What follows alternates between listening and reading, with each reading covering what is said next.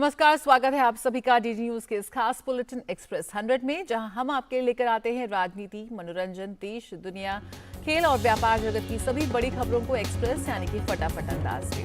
मैं हूं जया, तो आइए देखते हैं खबरें तेज रफ्तार से। एशिया के सबसे बड़े एरो शो एरो इंडिया 2023 के 14वें संस्करण का दूसरा दिन। आज रक्षा मंत्री राजनाथ सिंह रक्षा मंत्रियों के सम्मेलन की मेजबानी करेंगे। बैठक में मित्र देशों के रक्षा मंत्री भाग लेंगे। इस बैठक का विषय है रक्षा में संवर्धित जुड़ाव के माध्यम से साझा समृद्धि। कॉन्क्लेव में निवेश, अनुसंधान तथा विकास, संयुक्त उद्यम, सह विकास, सह उत्पादन और रक्षा उपकरण उपलब्ध कराकर क्षमता निर्माण में सहयोग बढ़ाने तथा प्रशिक्षण, अंतरिक्ष, आर्टिफिशियल इंटेलिजेंस और समुद्री सुरक्षा को एक साथ विकसित करने के संबंधित पहलुओं पर होगी चर्चा। कॉन्क्लेव रक्षा मंत्रियों के लिए make in India, make for the world vision को आगे बढ़ाने के लिए एक दूसरे के साथ जुड़ने का है एक सुनहरा अवसर। एरो इंडिया 2023 से इतर रक्षा मंत्री, रक्षा राज्य मंत्री, प्रमुख रक्षा अध्यक्ष और रक्षा सचिव के स्तर पर कई द्विपक्षीय बैठकें आयोजित की जाएंगी। भाजपा अध्यक्ष जेपी नड्डा आज से नागालैंड और के यात्रा पर। मुख्यमंत्री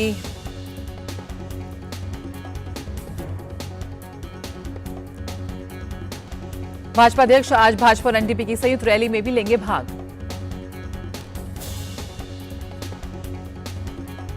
और यहां रुकूंगी छोटे से ब्रेक के लिए, जल्द हाजिर हूं।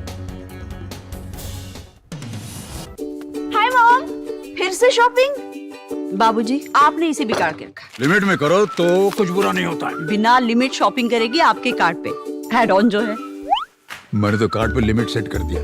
अच्छा, इसके फायदे ये हैं कि रिस्क कम हो जाता है और अगर फ्रॉड भी हुआ तो तुरंत बैंक को बोल दीजिए, नुकसान कम। दादू, hey! नेक्स्ट टाइम ये pink dress. You are the limit. Limit तो सेट है। आरबीआई कहता है जानकार बनिए, सतर्क रहिए।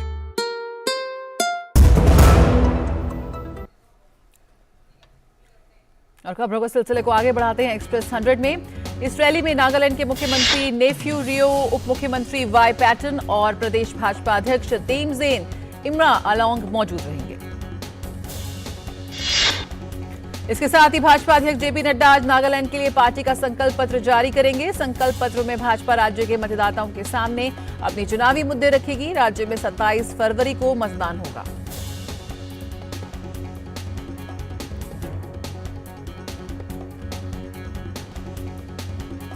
और मेघालय में भी चुनाव प्रचार चरम पर। युवा और पहली बार मताधिकार का प्रयोग करने वाले मतदाता है बेहद उत्साहित। मेघालय में भी मतदान 27 फरवरी को होगा। राज्य में कुल 21,61,000 मतदाता हैं। इनमें से 81,000 से अधिक 18 से 19 वर्ष आयु वर्ग के हैं। भाजपा मेघालय के लिए कल जारी करेगी अपना घोषणा पत्र। मेघालय में 27 फरवरी को होगा मतदान, जबकि नतीजे 2 मार्च को घोषित किए जाएंगे। त्रिपुरा में विधानसभा चुनाव का प्रचार अभियान आज शाम समाप्त हो जाएगा। सभी राजनीतिक दलों के नेताओं वो राज्य में रैलियां करने के साथ ही घर घर जाकर कर रहे हैं प्रचार। त्रिपुरा में प्रचार खत्म होने से पहले सभी राजनीतिक दल और उम्मीदवार मतदाताओं को आकर्षित करने के लिए लगा रहे हैं एड़ी चोटी का जोर।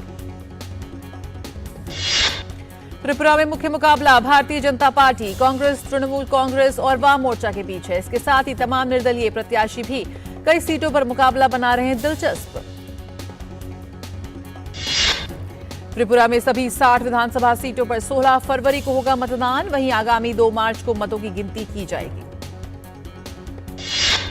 केंद्रीय गृह एवं सहकारिता मंत्री अमित शाह आज हरियाणा के दौरे पर रहेंगे। अमित शाह का 1 दिवसीय दौरा हरियाणा के लिए बेहद अहम।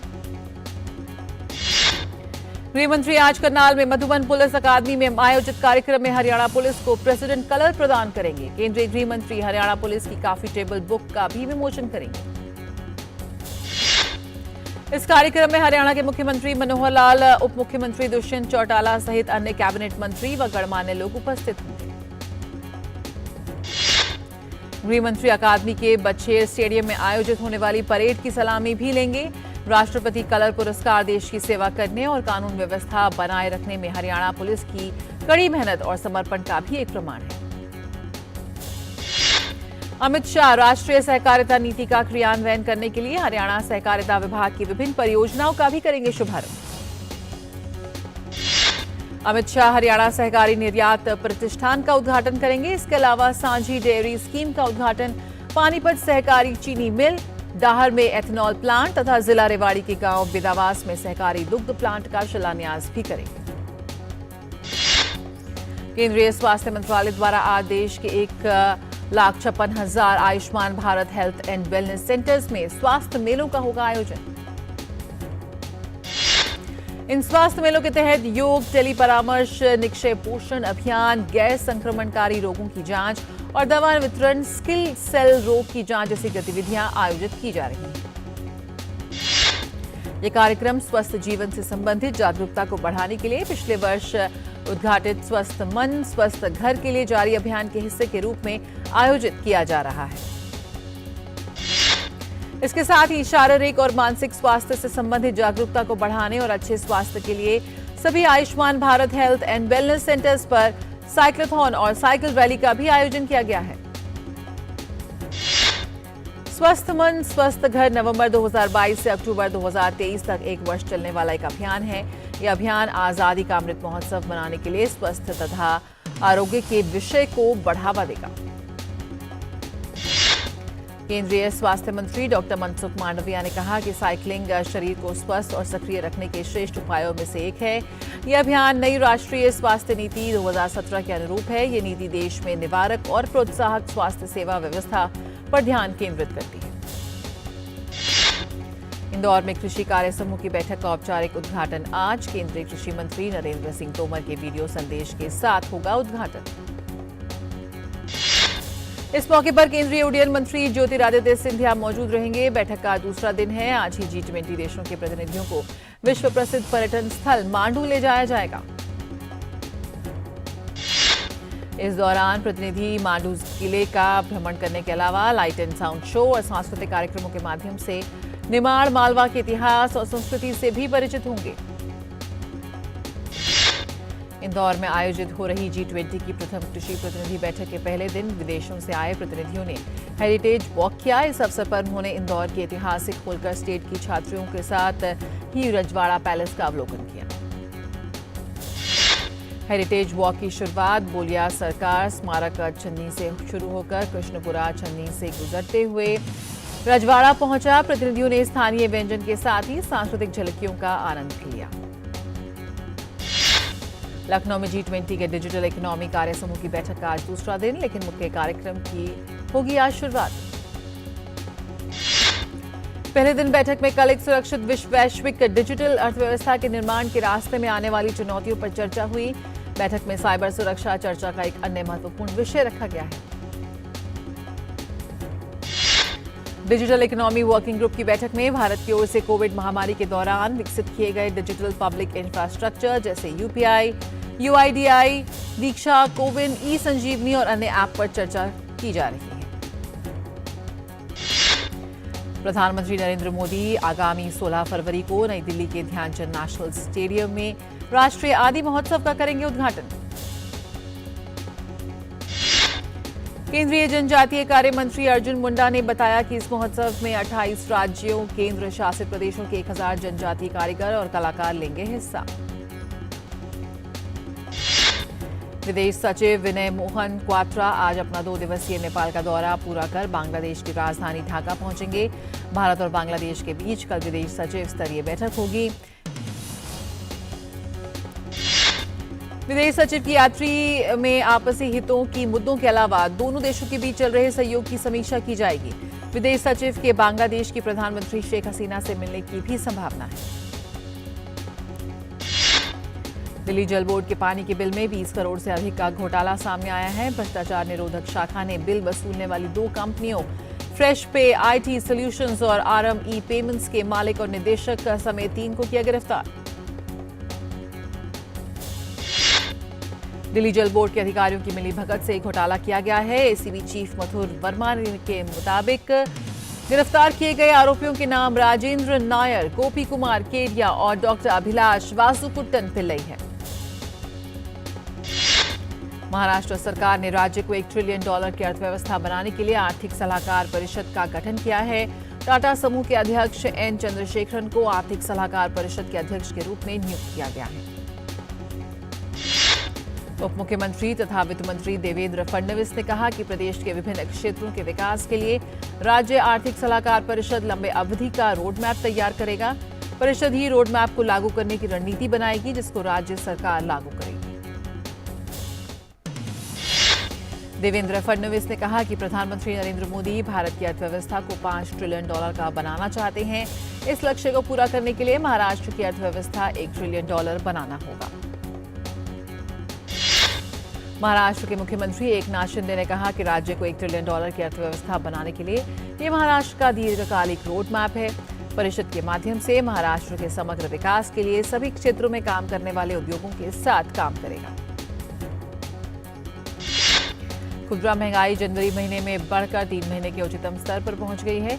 सरकार की ओर से जारी आंकड़ों के अनुसार खुदरा महंगाई जनवरी में बढ़कर 3 महीने के उच्च स्तर 6.52% पर पहुंच गई है। दिसंबर 2022 में खुदरा महंगाई दर 5.72% रही। और खाने पीने के सामान महंगे होने से खाद्य पदार्थों की महंगाई दर जनवरी में 5.94% रही है, जो दिसंबर में 4.19% थी। इससे पहले खुदरा मुद्रास्फीति अक्टूबर महीने में उच्च स्तर 6.77% पर थी। राष्ट्रीय सांख्यिकी कार्यालय के आंकड़ों के अनुसार सब्जियों की कीमतें जनवरी में घटी है। हालांकि ईंधन और प्रकाश समेत अन्य श्रेणियों में महंगाई बढ़ी है। खाद्य पदार्थों की महंगाई दर जनवरी में 5.94% रही। ये दिसंबर में 4.19% और पिछले साल इसी महीने में 5.43% थी। केंद्रीय बिजली और नवीन एवं नवीकरणीय ऊर्जा मंत्री आर.के. सिंह ने सोमवार को कहा कि पर्यावरण संबंधी मुद्दों से निपटना सरकार के लिए प्राथमिकता बनी रहेगी। सिंह ने एक बयान में कहा कि भारत सरकार पर्यावरण संबंधी मुद्दों को प्राथमिकता पर रखते हुए लोगों को भरोसेमंद और सस्ती बिजली की आपूर्ति कराने के लिए प्रतिबद्ध है। भारतीय रिजर्व बैंक ने सोमवार को कहा कि उसने उधार देने के मामले में नियामकीय चूक को लेकर पुणे स्थित कुडोस फाइनेंस एंड इन्वेस्टमेंट तथा मुंबई स्थित क्रेडिट गेट का पंजीकरण रद्द कर दिया है। रिजर्व बैंक ने एक बयान में कहा कि पंजीकरण प्रमाण पत्र को रद्द किए जाने के बाद दोनों एनबीएफसी और गैर बैंकिंग वित्तीय संस्थान का कारोबार नहीं करना चाहिए। जनवरी 2023 तक उड़ान फ्लाइट्स के संचालन के लिए चयनित एयरलाइन ऑपरेटर को 2,355 करोड़ रुपए की वायबिलिटी गैप फंडिंग जारी की गई है। नागरिक उड्डयन मंत्रालय ने ये जानकारी दी है। भारत के औषधि महानियंत्रक ने दवाओं की अवैध ऑनलाइन बिक्री के लिए अमेजॉन और फ्लिपकार्ट हेल्थ प्लस समेत 20 ऑनलाइन खुदरा विक्रेताओं को कारण बताओ नोटिस जारी किया है। जेएसडब्ल्यू स्टील का जनवरी माह का कच्चे इस्पात का उत्पादन 15% बढ़कर 18.91 लाख टन पर पहुंच गया है। जनवरी 2022 में कंपनी का उत्पादन 16.46 लाख टन रहा था। जनवरी 2023 में कंपनी की क्षमता इस्तेमाल 99% रहा, जो कि जनवरी 2022 में 96% था। जी एंटरटेनमेंट एंटरप्राइज लिमिटेड का consolidated net profit consolidated net profit मौजूदा वित्त वर्ष की दिसंबर तिमाही में 91.86% घटकर 24.32 करोड़ रुपए पर आ गया है। कंपनी ने बताया कि लागत बढ़ने और उसके ओटीटी प्लेटफॉर्म में निवेश की वजह से दिसंबर तिमाही में उसका मुनाफा प्रभावित हुआ है। सार्वजनिक क्षेत्र की इस्पात बनाने वाली कंपनी सेल का एकीकृत शुद्ध लाभ चालू वित्त वर्ष 2022 और 23 की तीसरी तिमाही में करीब 65% घटकर 542.18 करोड़ रुपए रहा है। खर्च बढ़ने से कंपनी का मुनाफा घटा है। कंपनी को इससे पिछले वित्त वर्ष की समान तिमाही में 1,528.54 लाख करोड़ रुपए का 54 लाख रुपए का शुद्ध लाभ हुआ था। और टाटा समूह के स्वामित्व वाली एयर इंडिया अगले 2 साल में 90 से ज्यादा विमान शामिल करेगी। एयर इंडिया अपनी मौजूदगी में विस्तार करने तथा और ज्यादा बाजार हिस्सेदारी हासिल करने की योजना बना रही है। ब्याज दरों में जारी बढ़ोतरी के बावजूद देश में यात्री वाहनों की बिक्री में तेजी बनी हुई है। इस वर्ष जनवरी में देश में 2.98 लाख यात्री वाहनों की बिक्री हुई है, जो कि पिछले वर्ष इसी महीने में बेचे गए वाहनों की तुलना में 17.23% अधिक है। बंदरगाहों, नौवहन और जलमार्ग मंत्रालय ने रोरो यानी माल ढुलाई और रो पैक्स नौका सेवाओं के लिए दिशा निर्देश बनाने को लेकर उच्च स्तरीय पैनल गठित किया है। सोमवार को एक आधिकारिक बयान में ये जानकारी दी गई। तुर्की और सीरिया में पिछले सोमवार को आए विनाशकारी भूकंप से मरने वालों की संख्या बढ़कर 37,000 के पार पहुंच गई है। तुर्की के 10 प्रांतों में भूकंप की वजह से 25,000 से ज्यादा इमारतें जमींदोज हुई हैं।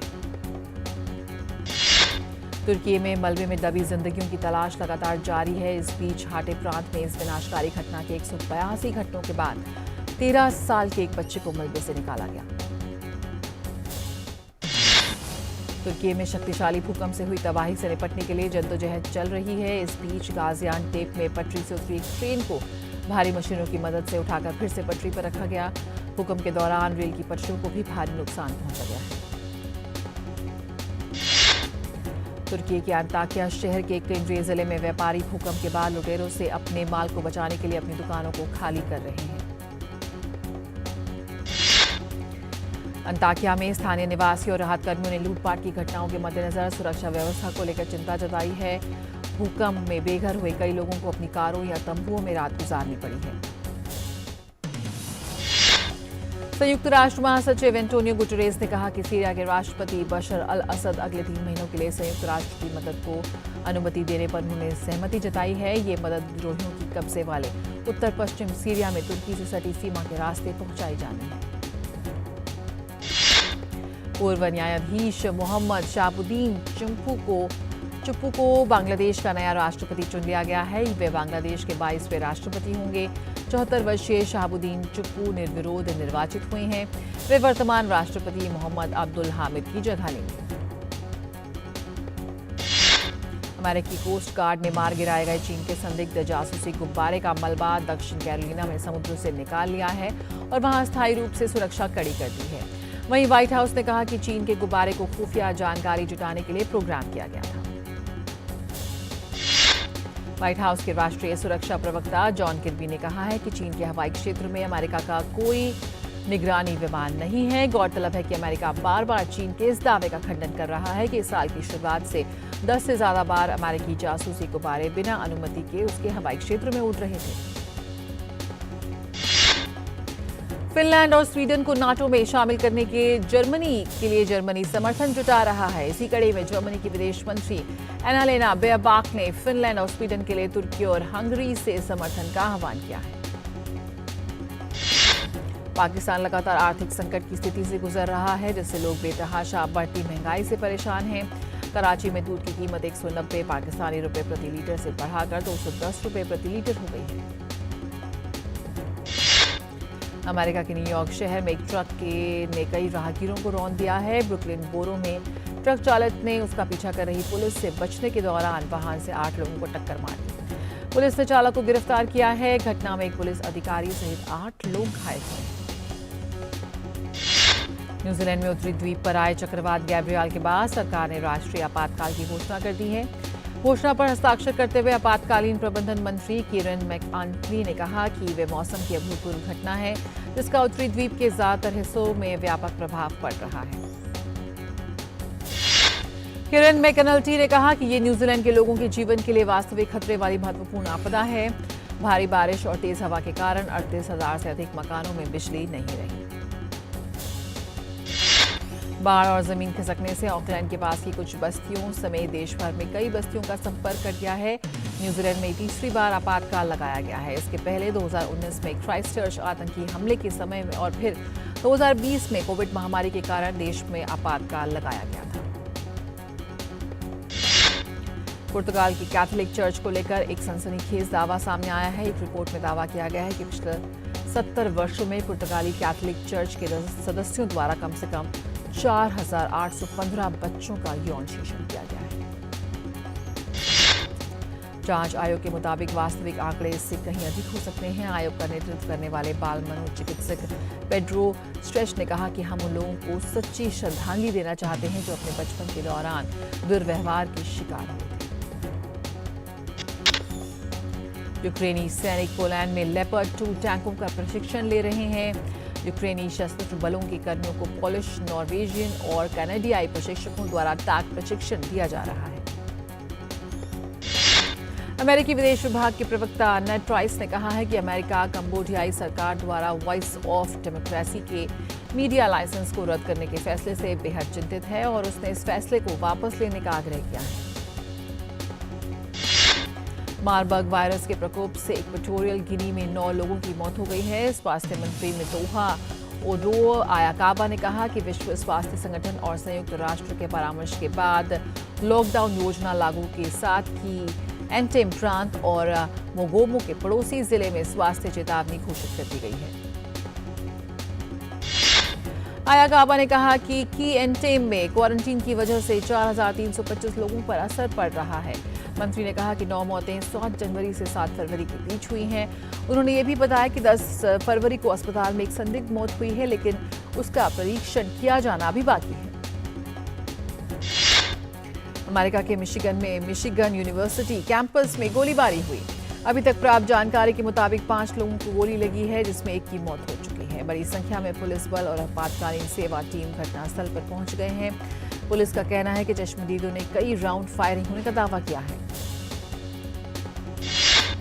Badminton Asia mix team championship की शुरुआत आज से दुबई में होने जा रही है। इस टूर्नामेंट में भारत का नेतृत्व पीवी सिंधु और एचएस प्रणॉय करेंगे। भारत ग्रुप ई के पहले मैच में आज कजाकिस्तान के साथ खेलेगा। Badminton Asia mix team championship में 17 देशों के खिलाड़ी हिस्सा ले रहे हैं। टूर्नामेंट में चीन, जापान, इंडोनेशिया और मलेशिया शीर्ष 4 वरीयता प्राप्त टीम है। आईसीसी ने भारतीय टीम के ओपनर शुभमन गिल को जनवरी के लिए player of the month award से नवाजा है।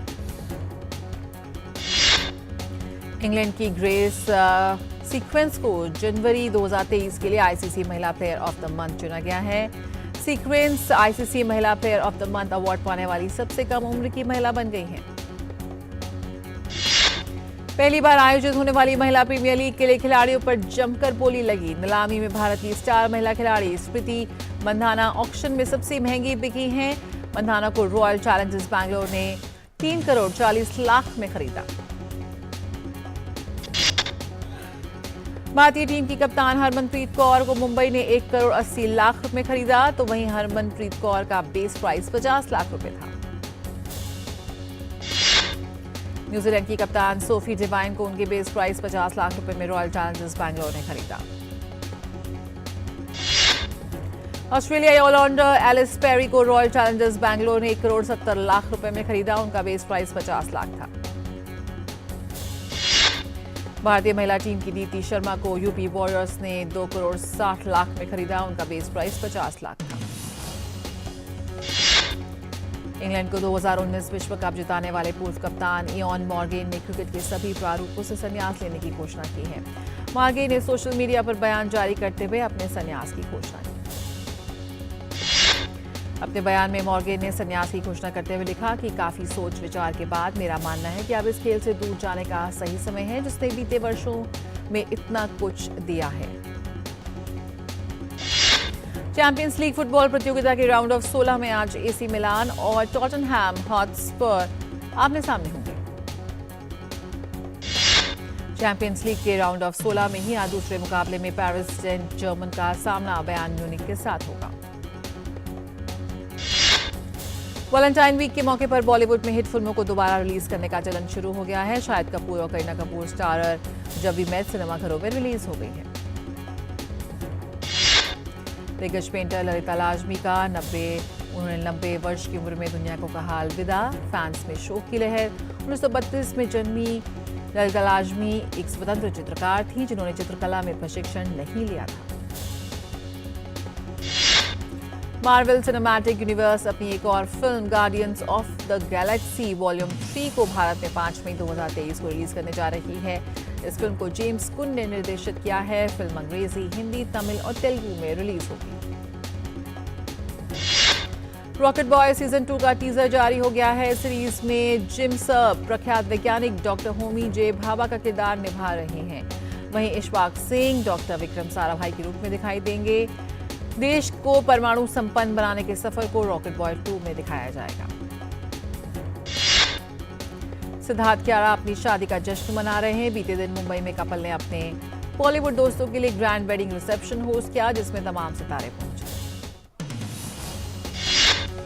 बॉलीवुड के दिवंगत अभिनेता ओमपुरी के जीवन की अंतिम फिल्म खेला होबे 24 फरवरी को रिलीज होगी। इस फिल्म की निर्माता कुमारी मंजू हैं और फिल्म की कहानी रवि कुमार ने लिखी है। सलमान खान की फिल्म किसी का भाई किसी की जान का गाना नयो लगदा रिलीज हो गया है। फिल्म के गाने में सलमान खान पूजा हेगड़े की रोमांटिक केमिस्ट्री देखने को मिल रही है।